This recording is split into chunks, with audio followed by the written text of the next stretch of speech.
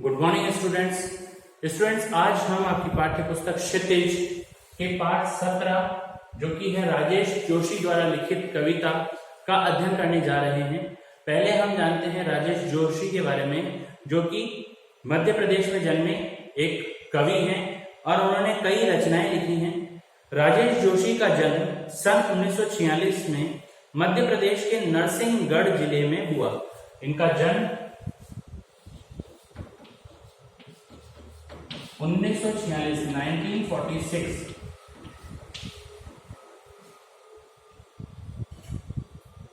ईस्वी को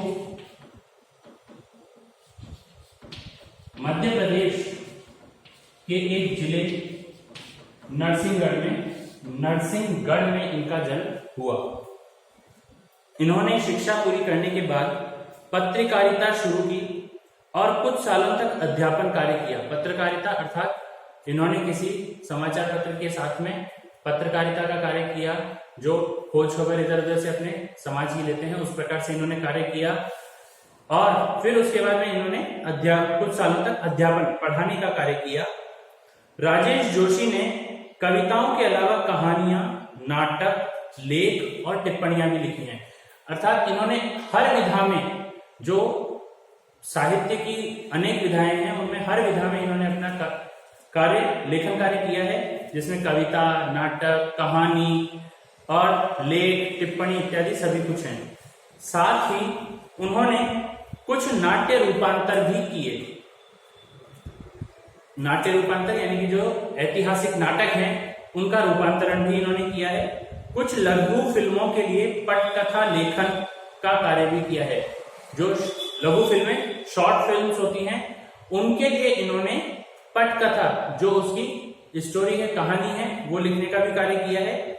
उन्होंने भर्तृहरि की कविताओं की अनुरचना, भूमिका कल्पतरु यह भी एवं मायकोवस्की की कविता का अनुवाद पतलून पहिना बादल नाम से किया है। जो अन्य कवियों की रचनाएं हैं उनका भी इन्होंने परिवर्तन किया है, अनुवाद किया है। कई भारतीय भाषाओं के साथ अंग्रेजी, रूसी और जर्मन में भी राजेश जी की कविताओं के अनुवाद प्रकाशित हुए हैं। यानी कि केवल भारतीय भाषा अर्थात केवल हिंदी भाषा ही नहीं, अन्य जो भारतीय क्षेत्रों में बोली जाने वाली भाषाएं हैं, केवल उन्हीं में ही नहीं, अपितु अंग्रेजी भाषा में, रूसी भाषा में और जर्मन भाषा में भी इनकी कविताओं के अनुवाद प्रकाशित हो चुके हैं। जो इन्होंने कविताएं लिखी हैं उनको रूसी भाषा में अनुवादित करके छापा जा चुका है, अंग्रेजी भाषा में प्रकाशित करके छापा जा चुका है, अनुवादित करके छापा जा चुका है, और जर्मनी भाषा में अनुवादित करके छापा जा चुका है, प्रकाशित किया जा चुका है। छापने का अर्थ है प्रकाशित करना। राजेश जी के मुख्य काव्य संग्रह है एक दिन बोलेंगे पेड़। इनके जो मुख्य रचनाएं हैं, जो काव्य संग्रह हैं,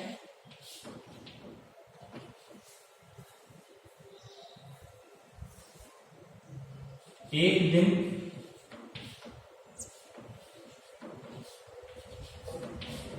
बोलेंगे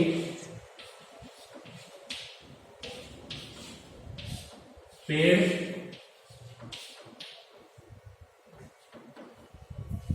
और मिट्टी का चेहरा,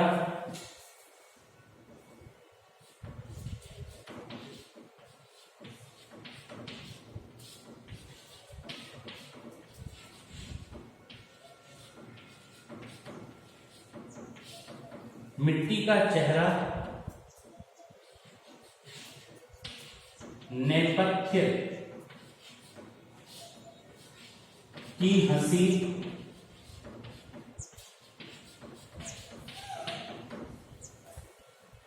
इसके अतिरिक्त दो पंक्तियों के बीच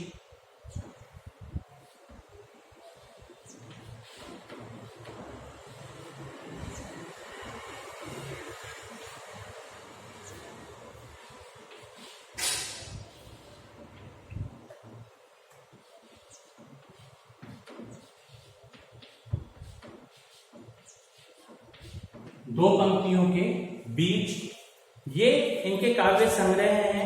नेपथ्य शब्द का अर्थ होता है पर्दे के पीछे। नेपथ्य शब्द का अर्थ होता है पर्दे के पीछे।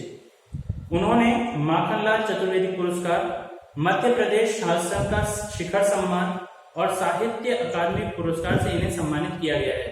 यानी कि इन्हें माखनलाल चतुर्वेदी पुरस्कार प्राप्त हुआ है, मध्य प्रदेश का शासन शिखर सम्मान प्राप्त हुआ है और साहित्य अकादमी से भी पुरस्कार इन्हें प्राप्त हुआ है। राजेश जोशी की कविताएं गहरे सामाजिक अभिप्राय वाली होती हैं। वे जीवन के संकट में भी गहरी आस्था को उभारती हैं। जो इनकी कविताएं हैं वो जीवन के गहरे संकट को भी बताती हैं और जीवन के गहरे संकट में एक आस्था को भी प्रकट करती हैं। उनकी कविताओं में स्थानीय बोली, वाणी, मिजाज और मौसम सभी कुछ व्याप्त है। इनकी जो कविता होती है उसमें स्थानीय प्रभाव ज्यादा झलकता है, जिसमें स्थानीय जो बोली है, वहां की जो बोलचाल है, उसके शब्दों का, स्थानीय मौसम जो होता है और स्थानीय व्यवहार, मिजाज अर्थात व्यवहार का भी इनकी सभी चीजें व्याप्त होती हैं। उनके काव्य लोक में आत्मीयता और लयात्मकता होती है। आत्मीयता अर्थात अपनापन, इनकी जो काव्य शैली है उसमें अपनापन होता है और लयात्मकता अर्थात गायन शैली के रूप में लिखी जाती है तथा मनुष्यता को बचाए रखने का एक निरंतर संघर्ष भी है। मनुष्यता, इंसानियत, मनुष्य के महत्व को बचा के रखने का भी इनके कविताओं में एक प्रयास किया जाता है।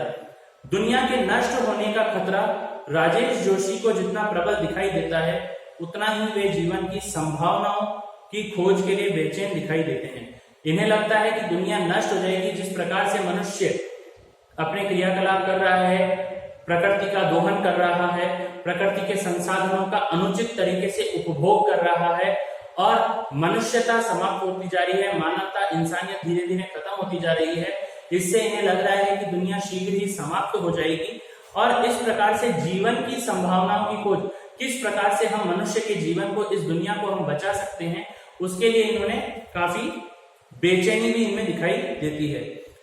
प्रस्तुत कविता जो आपकी पाठ्य पुस्तक में कविता शामिल की गई है, बच्चे काम पर जा रहे हैं, बच्चे काम पर जा रहे हैं, जो आपकी पाठ्य पुस्तक में शामिल की गई इनकी कविता है, उसमें प्रस्तुत कविता में बच्चों से बचपन छीन लिए जाने की पीड़ा व्यक्त हुई है। छोटे छोटे बच्चे जो कि न खेल पाते हैं, न विद्यालय जा पाते हैं, न अपनी पढ़ने की इच्छा पूरी कर पा रहे हैं, न खेलने की इच्छा पूरी कर पा रहे हैं और सुबह सवेरे जल्दी ही वे काम पर चले जाते हैं, ऐसे बच्चों से बचपन छीन लिए जाने की इनकी कविता में पीड़ा व्यक्त की है इन्होंने।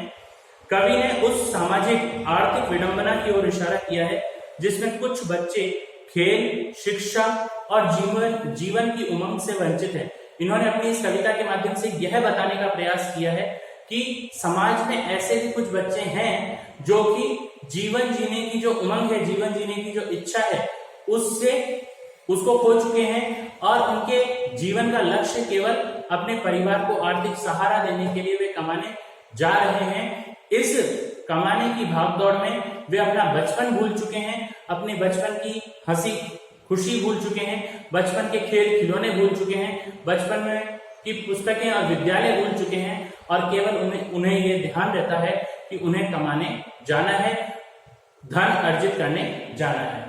तो दोस्तों आज के लिए स्टूडेंट्स, आज के लिए इतना ही। आगे गृह कार्य के रूप में गृह कार्य है आपका छात्रों,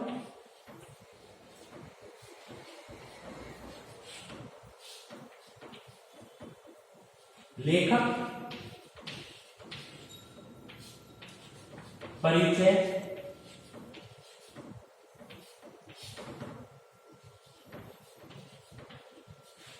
अपने शब्दों में लिखिए।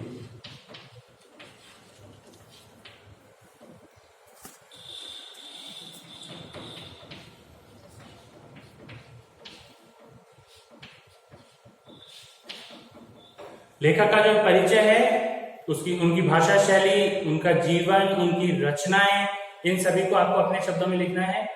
ठीक है विद्यार्थियों, आज के लिए इतना ही। धन्यवाद।